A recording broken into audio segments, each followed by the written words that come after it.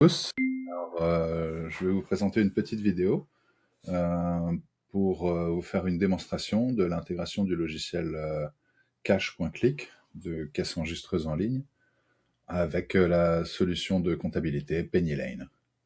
Alors je vais d'abord aller sur Cash.click. Donc vous pouvez aller dans la page inscription si vous n'avez pas déjà de compte. Mais moi j'ai déjà préparé un compte et je vais m'identifier avec celui-ci. Donc une fois que vous êtes dans votre compte et que vous avez configuré vos premières informations, vous pouvez aller en page de configuration, ici.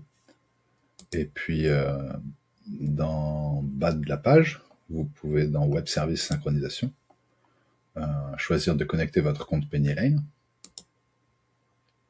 en cliquant simplement sur le bouton. Là, vous allez avoir une demande d'autorisation de la part de PennyLane qui va s'afficher. Vous choisissez votre compte, vous autorisez l'accès à Cash.click à votre compte PennyLane. Donc là, si vous souhaitez transférer les commandes qui ont déjà été enregistrées dans le logiciel à l'intérieur du logiciel de comptabilité, vous pouvez choisir les dates des enregistrements que vous souhaitez se transférer. Par défaut, la date de début sera fixée à votre date de début d'exercice fiscal. Donc là, j'ai configuré au 31/12. Donc je vais lancer le transfert. Moi, j'ai fait que 2 ventes déjà enregistrées. Vous voyez un petit message qui vous indique que le transfert est en cours. Vous avez déjà tout terminé. Vous pouvez commencer à encaisser des ventes. Et les ventes seront automatiquement intégrées dans votre comptabilité en temps réel, transférées à votre comptable. Ensuite, si vous souhaitez aller un peu plus loin, vous pouvez également configurer les chapitres comptables. Donc là, je me suis rendu en page de configuration et j'active la gestion des chapitres comptables ici, directement tout en haut.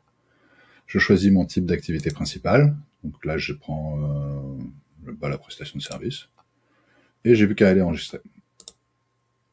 Une fois que j'ai enregistré, je peux renseigner les chapitres comptables, aussi bien pour mes articles, où je peux spécifier un code comptable, qui sera utilisé s'il est présent, mais s'il est vide, l'article héritera du code comptable du rayon. Et vous pouvez modifier ici un code comptable.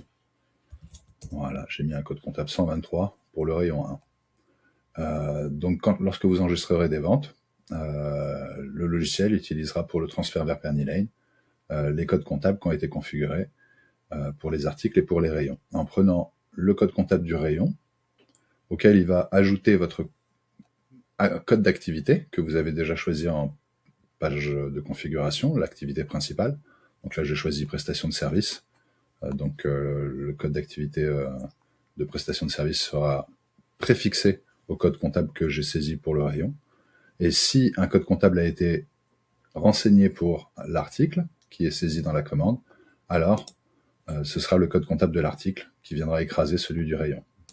Donc il y a une notion d'héritage, mais vous pouvez également préciser des codes comptables pour vos clients, ici, en éditant le client et en ajoutant son code comptable. Le préfixe 411 sera automatiquement ajouté. Vos taux de TVA peuvent également être associés à des codes comptables. Le préfixe 4457 sera automatiquement ajouté. Pour ce qui est de vos modes de paiement, vous pourrez définir le chapitre comptable qui par défaut vaut 511 de chaque mode de paiement.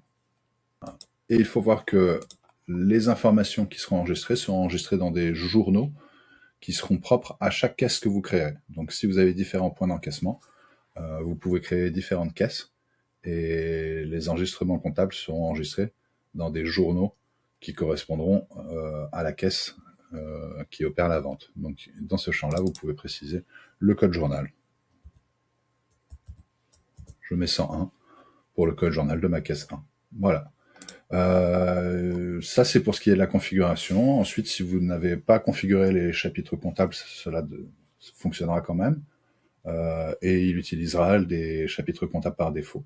Donc ça, c'est également à la préférence de votre comptable de configurer ou non ces options.